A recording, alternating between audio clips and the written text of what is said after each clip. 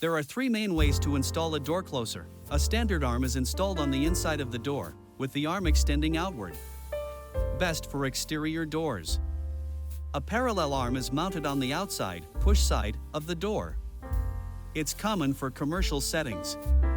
A top jamb mounting on the top frame is ideal for doors with narrow top rails. Hold the closer body against the door at the correct height. Use the template, provided in most kits, to mark the screw holes with a pencil or marker. Also, mark the bracket position for the arm on the door frame. Using a drill, make small pilot holes at the marked points. If installing on a metal door, you may need a specialized drill bit. Secure the door closer to the door using the provided screws.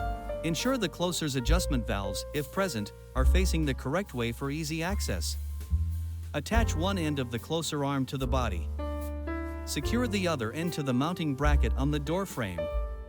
Some arms may require you to slide or snap them into position before tightening screws. Most door closers have two adjustment screws.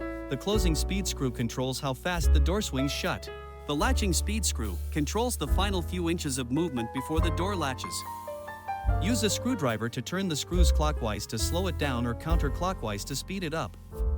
Adjust both until the door closes smoothly without slamming or staying open too long. Test the door closer, open the door and let it close.